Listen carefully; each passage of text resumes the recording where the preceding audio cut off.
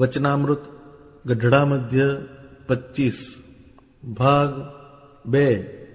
પછી સ્વયં પ્રકાશાનંદ સ્વામીએ પ્રશ્ન પૂછો જે, હે મહારાજા, જેણે કરીને ભગવાન અતિશય રાજી થયા એવું કયું સાધન છે?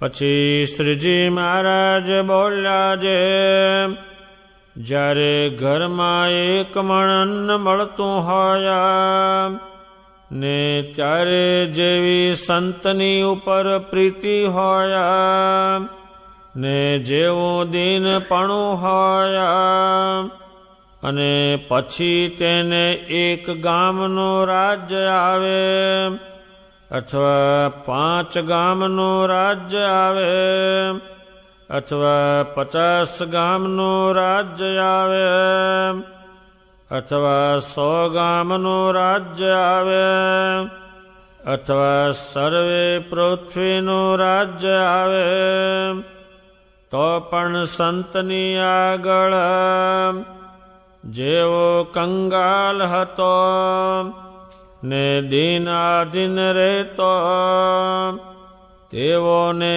તેવો જ પ્રીતિએ યુક્ત થકો દીન આધીન રહે, તેમજ ઇન્દ્રલોક તથા બ્રહ્મલોકનું રાજ્ય પામે તો પણ સંતની આગળ તેવો ને તેવો જ દીન આધીન રહે અને ત્યાગી હોય ને તે જેવો પ્રથમ ગરીબ હોય અને જેમ સૌ સંતની ટેલ ચાકરી કરતો હોય તેવી ને તેવી જ પોતામાં ભગવાનના જેવા ઐશ્વર્ય આવે તો પણ કરતો રહે, પણ સાધુ સાથે પિતરાય દાવો બાંધે નહીં ને બરોબરિયાપણું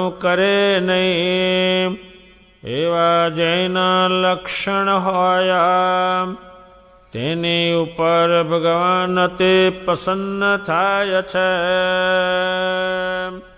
મુક્તાનંદ સ્વામીએ જે પ્રશ્ન પૂછો અને ક્ષણ માત્ર પણ તમારી સેવા વગરનો રહે ને તમારી વાસના બંધાય, એ પ્રશ્ન બધાએ પરમહંસોએ અને ગ્રસ્તોએ સાંભળ્યો. પણ બુદ્ધિશાળીમાં બુદ્ધિશાળી સ્વયં પ્રકાશાનંદ સ્વામી હતા. એ શ્રેષ્ઠ સંત હતા. એણે બહુ વિચાર કર્યો કે આમાં જે વસ્તુ જોઈએ એ આવી નહીં. ભગવાન સ્વામિનારાયણ એમને પ્રશ્ન પૂછો કે હે મહારાજ, જેણે કરીને તમે અતિશય રાજી થાવ એવું શું સાધન છે? પેલું તો જે વાસના બાળવાનું ને વાસના પરમેશ્વર ચોંટાડવાની, પણ તમારી પ્રસન્નતાનું કારણ શું છે? એ પહેલા પ્રશ્નમાં નથી આવતું. એ સેવા કરીને વાસના બાળ ભગવાનમાં ચોંટ્યો એટલું આવે, પણ તમારી પ્રસન્નતાનું કારણ શું? તમે પ્રસન્ન થાવ. દુનિયામાં પ્રસન્ન થવાની જે ક્રિયા છે આખા વિશ્વમાં ને બ્રહ્માંડોમાં છે. પ્રસન્ન થાવ એટલે પ્રસન્ન થાવ. પ્રસન્નનો અર્થ શું થાય કે ભગવાનની દ્રષ્ટિ એ જીવ પર પડે. જેમ અત્યારે કોઈ માણસ કોઈના ઉપર પ્રસન્ન થાય તો એને તરત કહી દે તારે જે જોઈએ તે કહેજે. પ્રસન્ન થયા વગરનો એ મેળ ક્યાંય પડતો નથી. ભગવાન સ્વામિનારાયણે આમ કહ્યું છે, પ્રસન્ન થયા હોય ત્યારે માગ માગ, ત્યારે ભગવાનને કહ્યું છે કે તમે મારાથી પળવાર દૂર થતા નહીં, પણ એ પ્રસન્નતામાં જાઓ. માણસ પ્રસન્ન કરવા માટે આખી સંપત્તિ વાપરી દેશે, પણ મૂળ આવે છે પ્રસન્નતા. એ પ્રશ્ન ભગવાનને પૂછો, તમે પ્રસન્ન સી રીતે થાવ? પહેલી વાત તો સમજ્યા, પણ એમાં પ્રસન્નતા નથી આવતી. એ પ્રશ્ન છે ઘણો અલૌકિક છે, એ ભગવાન જ જાણે અને આ સંતો જાણે. પહેલું જે સેવાનું કયો એમાં પ્રસન્નતા નથી આવતી. એ તો એ ત્યાગી છે, એ આમ કરે એટલે મારી વાસના બંધાય. પ્રસન્નતાનું કારણ કયું છે? ભગવાન સ્વામિનારાયણ કહે છે, જ્યારે ઘરમાં એક મણ અન્ન મળતું હોય, ગ્રસ્ત હોય એને એક મણ અન્ન મળતું હોય, ત્યારે જેવી સંતની ઉપર પ્રીતિ હોય, ઘણો ગરીબ કરે.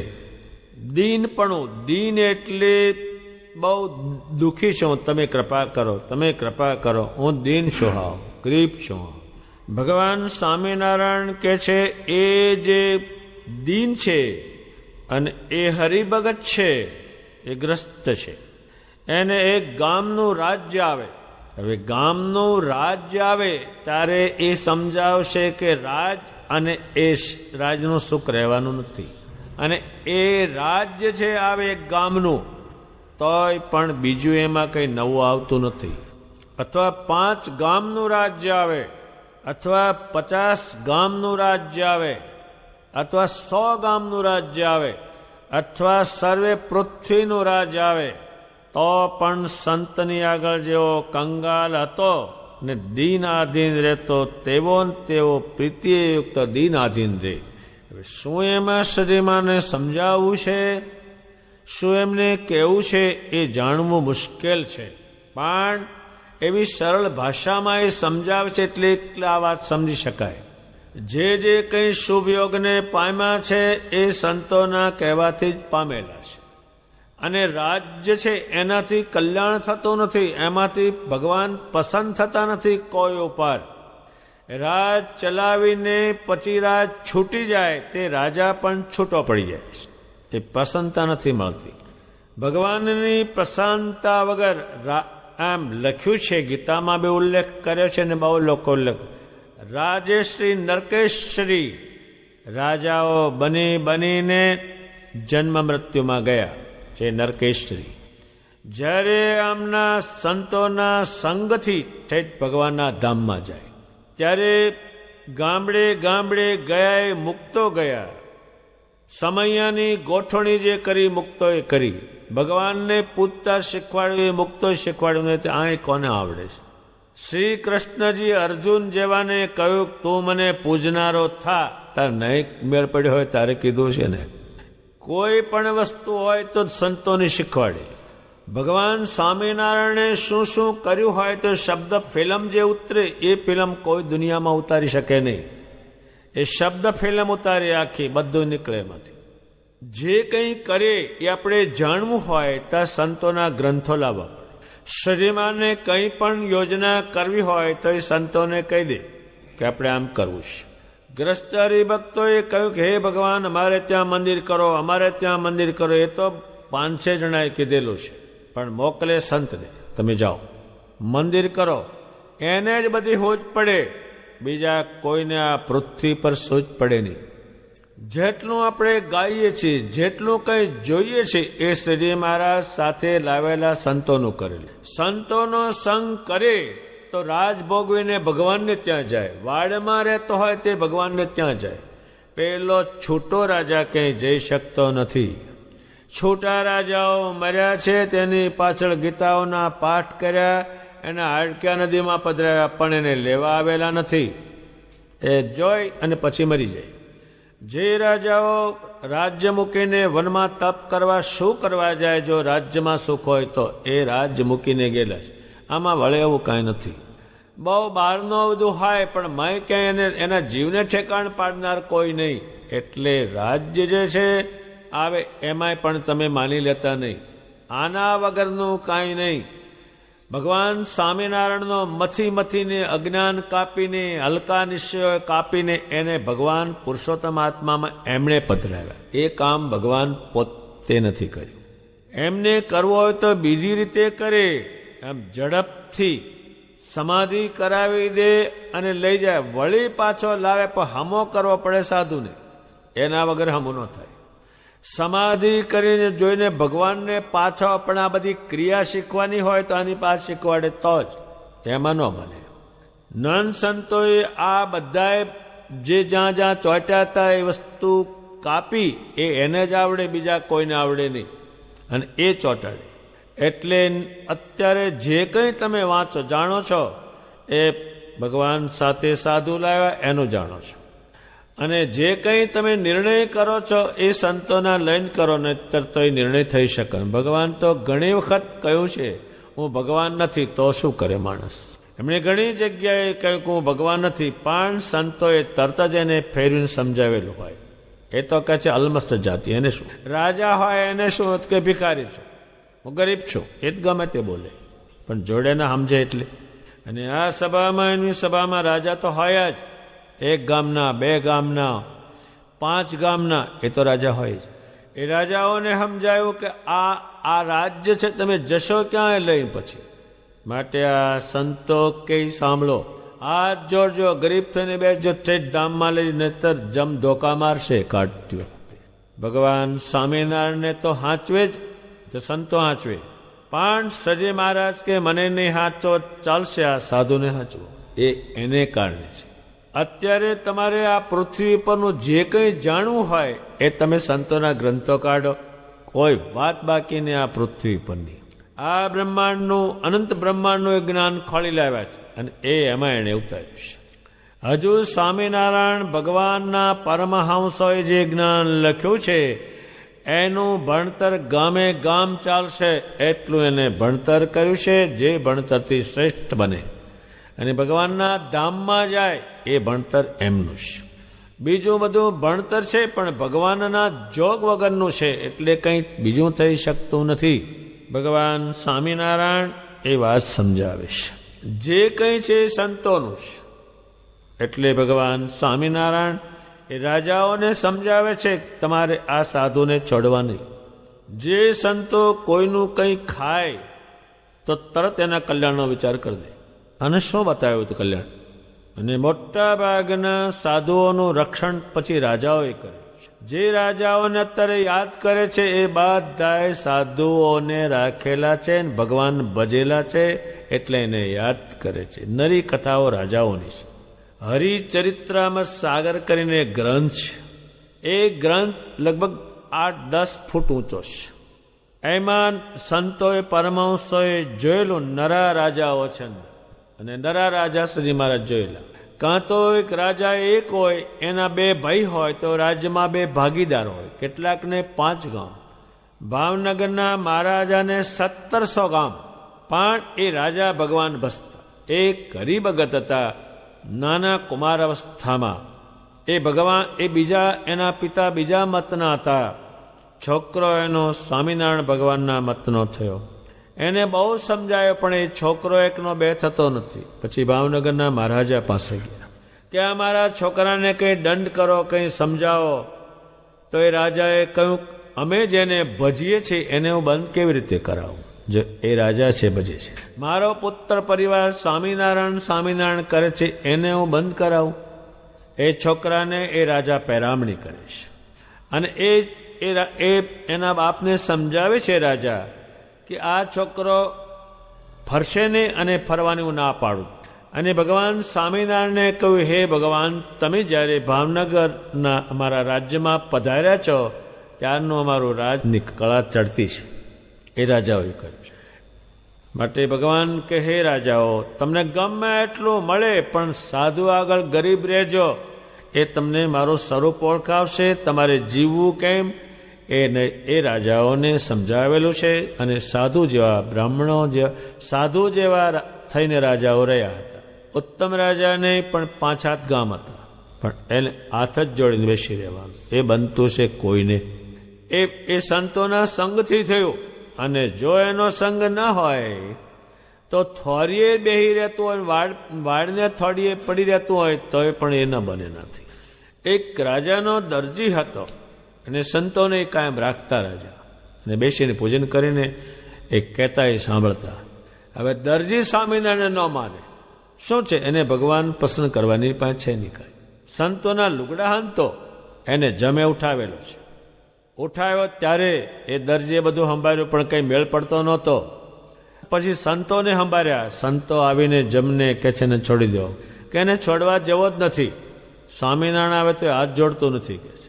ત્યારે સંતોએ જમને કહ્યું કે અમારા લુગડા હાંધે છે. તો કે તો રાજાના ભયે કઈ હાંધે છે, પણ તમે કહો છો એટલે આ દરજી છૂટે. પછી દરજી જીવ્યો ત્યાં સુધી હંચો હાલે તો સ્વામિનારાયણ પેલું જોયેલું ઠોકેલો. સાધુ આગળ ગરીબને ગરીબ રહેજો. ગરીબ શું કામ રહેવાનું? ગરીબ શાથી થવાનું? અત્યારે મારો તવંગર હોય પણ ગુનામાં આવે એટલે ગરીબ થઈને ઉભો રહે. હવે તવંગર હતો ને એ ગરીબ કેમ થઈ ગયો? ગુનામાં. એટલે ગુનામાંથી છૂટું છે એમ ભગવાન સ્વામિનારાયણ રાજાઓને ઉદ્દેશને કહે છે. સંતો આગળ ગરીબને ગરીબ રહેજો તો મારું સ્વરૂપ તમને ઓળખાવશે, તમારા જે સંસ્કાર શ્રેષ્ઠ કરશે, તમને ઉત્તમ બનાવશે. એ વાત ભગવાન સ્વામિનારાયણે કરી. એ રાજાઓને સમજાયું. એક મણના જે દાડે ઘરમાં મળતું હોય અને તમને આ બધું મળે તો પણ તમે ગરીબ રહેજો. કેની આગળ? કે સંતોની આગળ ગરીબ રહેજો. એ સંતો ક્યાંથી આવ્યા? તો કે અક્ષરધામમાંથી. એનો એ જોટો નહીં ક્યાંય. આપણને બીજી ખબર ના પડે પણ એ જે રીતે વર્ત્યા છે એ રીતે આ બ્રહ્માંડમાં આ દિન સુધી કોઈ નહીં. અને હવે પછી થાય કે કેમ એ આથી લાવેલા તૈયાર. જે ભગવાનની સામે જે બેસી રહે એને લાવ્યા. જેણે અહીંયા ભગવાન ભજવાનો પ્રયાસ કરે છે, ભગવાનને પ્રાપ્ત કરવા પ્રયત્ન કરે, એ અહીંનું છે. પેલું તૈયાર લાવ્યા. એ વાત ભગવાને રાજાઓને સમજાવી. ગરીબ તેને રહેજો. જેટલું કંઈ અત્યારે તમારે જાણવું હોય એ સંતોના થકી જ જાણવાનું છે. મુક્તાનંદજી, બ્રહ્માનંદ સ્વામી, નિષ્કુળાનંદ સ્વામી, નિત્યાનંદ સ્વામી એવા હજારો સંતોએ જ આ કામ કરેલું છે અને સત્સંગ પણ એનો જ પ્રવર્તાવ્યો. એ વાત ભગવાને સમજાવી. એ પ્રસન્ન રહેશે. હે રાજાઓ, તમે જો સાધુ આગળ ગરીબ થઈને રહેશો અને એ તમને મારા સ્વરૂપમાં ચોંટાડશે તો તમારા ઉપર પ્રસન્ન થવાનું કારણ આવું વાત છે. જેમણે જેમણે સ્વામિનારાયણનું સંતોના પાસે ગરીબ થઈને રહ્યા અને પુરુષોત્તમ ઓળખ્યા એના ઉપર એ પ્રસન્ન થયેલા છે. પેલું જે કહ્યું એ તો વાસના બાળવાનું છે, પ્રસન્નતા એમાં નથી આવતી. પછી ભગવાન સ્વામિનારાયણ કે છે અને ત્યાગી હોય. હવે ઘેરથી આવે તરત હાવ ગરીબ હોય એ તો સદી મહારાજ જોયેલા છે. અને સંતની ટેલ ચાકરી કરતા હોય, ઘેરથી આવે ત્યારે તો વાળે જુડે, સંતોને પગે લાગે, હાથ જોડે, દંડવત કરે તો ગદ્દીન હોય જ. એ સદી મહારાજ જાણે છે.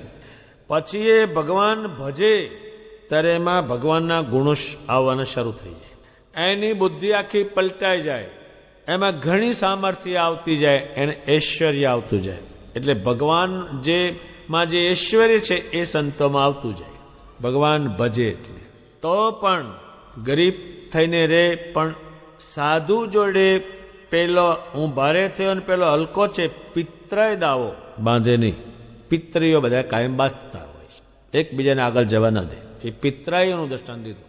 અત્યારે ભગવાન જેનું નામ દીધું છે એને એનો જો અભ્યાસ કરે તો એ તમને જે કંઈ નડતું હોય, ભૂત પ્રેત થઈને જીવતા નડતું હોય તો ભલે, અને ભૂત પ્રેત થઈને તરત જ પેલો જોનારો કે તમારા પિત્રી નડે છે, કારણ કે એ જ નડ્યા હોય કરે છે.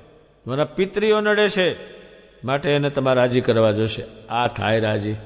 રાત્રે મેં પિત્રીઓ ખાટલા લાવે છે, એ પિત્રીઓ છે. પિતૃ શ્રાદ્ધ કે છે, શ્રાદ્ધ એટલે એને કંઈક નાખો ઠંડો પડે તો એ પિત્રીઓ કે. એટલે એ સાધુઓ તમે હલકા ભારે કરતા નહીં, કોઈ સાધુ અથડાતા નહીં, એને સમજ આપે છે. ત્યારે આપણા સંતો જે થયા એ ગરીબ થઈને કેમ રહ્યા? જે કંઈ ઐશ્વર્ય પામ્યા, અક્ષરધામમાં જે પામ્યા, અહીં પામ્યા, એ ભગવાનના જોગથી પામ્યા.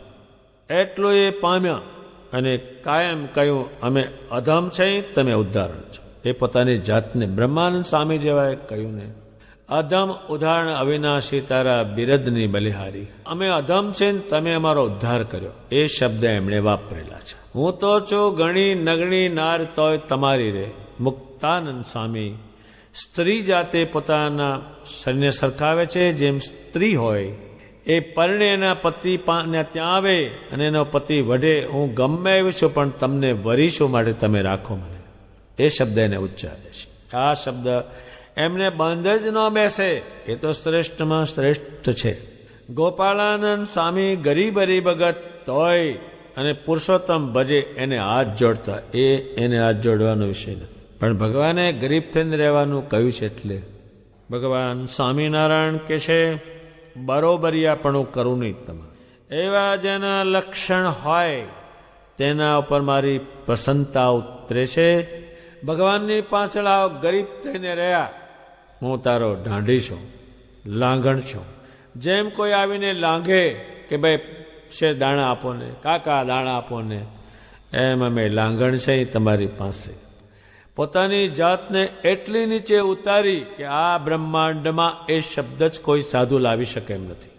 આ બ્રહ્માંડનો કોઈ લાવી શકે એમ નથી, અને લાવ્યો નથી, અને હવે કોઈ લાવશે કેમ એ પણ વિચાર માંગી લેશે. એટલા એમના શબ્દો ગરીબપણાના છે. આ જગતમાં કોઈને બંધ બેસે એવું નથી.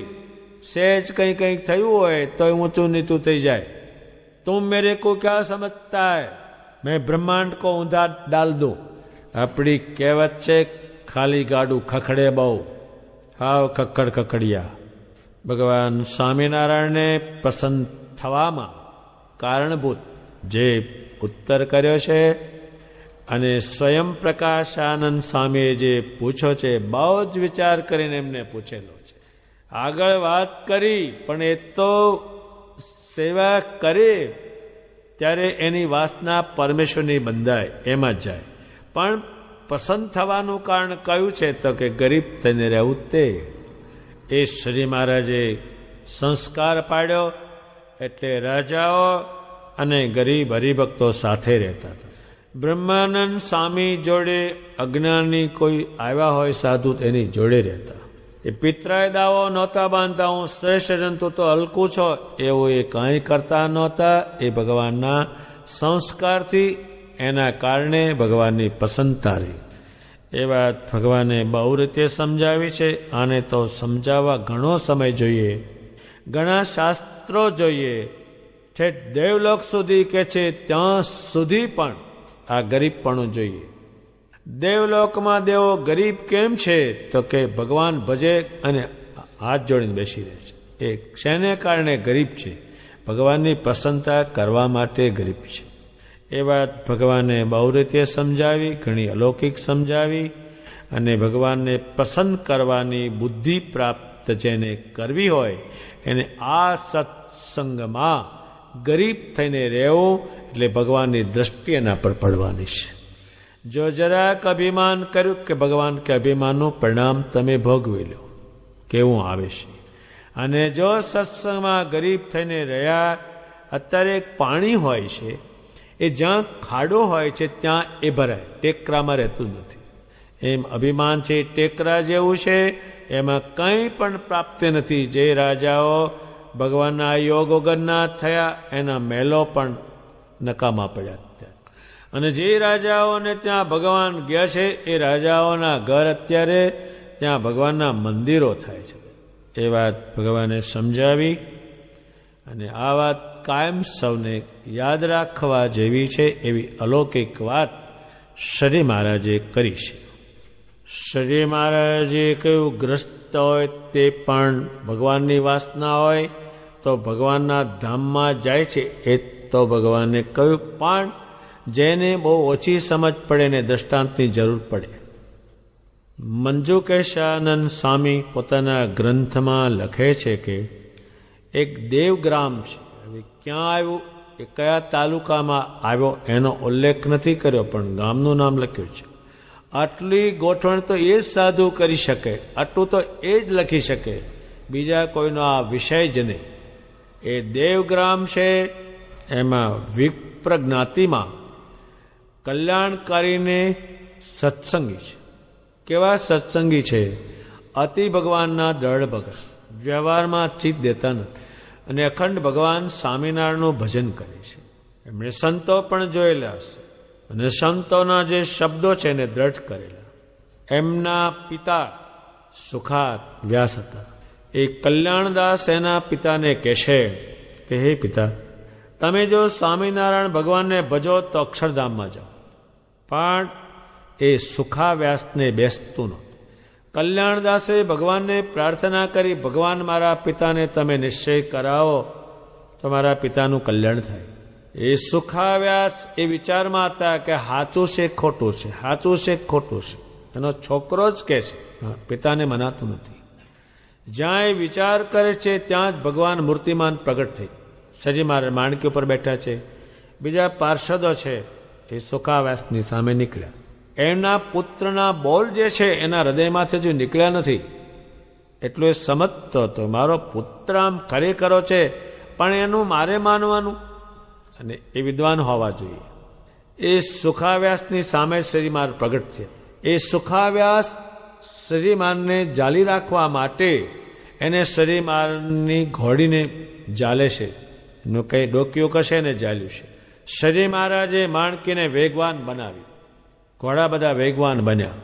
એ સુખાવ્યાસ એને જાલે છે, દેહનું ભાન ભૂલી ગયા અને જાલી નામ જાય જ છે કે મારા પુત્રે કહ્યું તું એ જ આ ભગવાન આવે છે. પછી સુખાવ્યાસને એ માણકી ઘોડીનું જે કંઈ છે એ થોડું વાગ્યું એટલે ગોલોટ ખાઈને પડી ગયા. ભગવાન અદ્રશ્ય થઈ ગયા.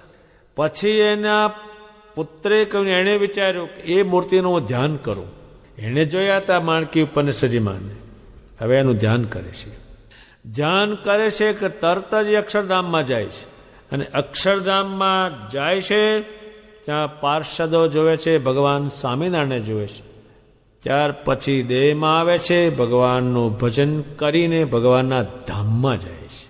જો એને એના પુત્ર કલ્યાણદાસને ભગવાનની વાસના હતી ત્યારે એના બાપને એ વાત કરીશ. એ ભગવાનના યોગથી આ બધા શ્રેષ્ઠ બનેલા છે. એમની કથા આપણા નંદ સંતોએ એટલી બધી લખી છે કે જેનો લખતા, એની વાત કરતા ને વર્ણન કરતા એનો અંત આવે એમ નથી, એમ નિષ્કુળાનંદ સ્વામી પણ લખે છે. શ્રી મહારાજે આ વચનામૃતમાં ઘણી બધી અલૌકિક વાત કરી, અને વાત સાંભળીને સૌને પૂરો સંતોષ મળે છે, અને શું કરવું જોઈએ એ બધા એને સમજ મળે છે. ઇતિ વચનામૃત. એવી રીતે ગરડા મધ્ય પ્રકરણનો 25મો વચનામૃત પૂરો થયો. ચાજાન સ્વામી મહારાજ